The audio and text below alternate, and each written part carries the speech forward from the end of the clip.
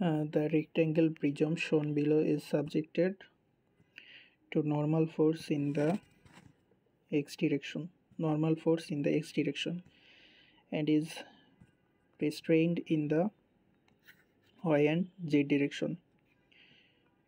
যেখানে strain y এবং হচ্ছে strain z 0.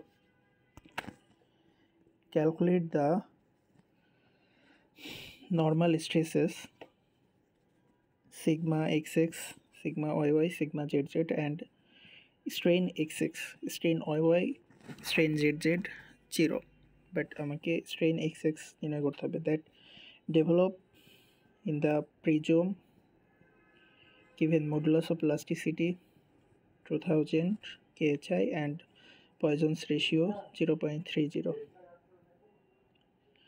So এটা হচ্ছে প্রিজম। এখানে এল দেওয়া আছে 10 ইঞ্চি, ওয়াই বরাবর লেন্থ দেওয়া আছে 5 ইঞ্চি এবং জেড বরাবর লেন্থ দেওয়া আছে সেটা হচ্ছে ওয়াই 3 ইঞ্চি এবং দুই পাশ থেকে 60 কিপ ফোর্স হচ্ছে টেনশন হিসাবে কাজ করবে। সো প্রথমে হচ্ছে the normal stress in the x direction, এটা হচ্ছে sigma x equal to load by area. তাহলে এটা হচ্ছে F x divided by A x হবে। F x divided by A x যদি হয়, এফ এক্স হচ্ছে এখানে লোড আছে হচ্ছে 60 আর এ এক্স হচ্ছে এক্স বরাবর যে লেন্থে আছে 10, এটা বাদ দিয়ে পরের দুইটার হচ্ছে এরিয়া 5 × 3। তাহলে সিগমা এক্স হচ্ছে sigma x x equal to 4 kHi, then sigma Y y equal to এখানে পয়জনস রেশিও কোন যাবে minus Poisson's ratio sigma x x plus strain y y লিখতেছি, তাহলে strain plus sigma Y y থাকবে minus Poisson's ratio sigma Z z divided by E modulus of elasticity 2000 equal to 0।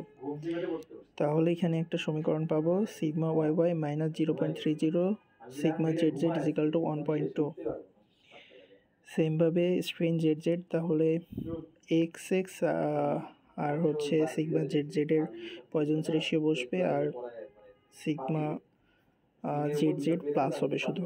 এইখান থেকে আর একটা সমীকরণ পাবো। এই দুইটা সমীকরণ যদি সলভ করি তাহলে আমরা sigma x X, sigma Y Y, sigma Z Z এর ভ্যালু পেয়ে যাব। তাহলে আমাদের প্রথম কোশ্চেনের অ্যান্সার শেষ। Sigma x X, sigma Y Y, sigma Z Z পেয়ে গেলাম। এরপর হচ্ছে স্ট্রেইন এক্স এক্স এর ভ্যালুটা বের করতে হবে। স্ট্রেইন এক্স সেমভাবে সিগমা এক্স এক্স থাকবে আর বাকি দুইটার সাথে মাইনাস মডুলাস গুণ হয়ে যাবে divided by modulus of plasticity 2000 kHi। So এখান থেকে স্ট্রেইন এক্স এক্সটাও পেয়ে গেলাম যে which is 1.49 × 10⁻3। Now elongation of the prism হবে হচ্ছে এক্স ডিরেকশন বরাবর ডেল এক্স এক্স, এটা হবে হচ্ছে জাস্ট যে এক্স বরাবর যে লেন্থটা আছে এটার সাথে গুণ হয়ে যাবে, এটা হবে এক্স ডিরেকশন বরাবর এলঙ্গেশন 0.0149 ইঞ্চি। এরপরে tensile force in Y direction PYY is equal to sigma YY into AY, P is equal to sigma A, এটা আমরা জানি। তাহলে YY সিগমা YY এর ভ্যালু জানি 1.71 আর AY, তাহলে AY বরাবর যে লেন্থ আছে ওটা বাদে বাকি দুইটা গুণ যাবে। Y বরাবর লেন্থ আছে 5, তাহলে 10 × 3 51.3 কিপস। সেমভাবে টেনজাইল force in Z direction PZZ is equal to P sigma ZZ into AZ, তাহলে 1.71 × 10 × 5, এটা হবে হচ্ছে 85.5 কিপস।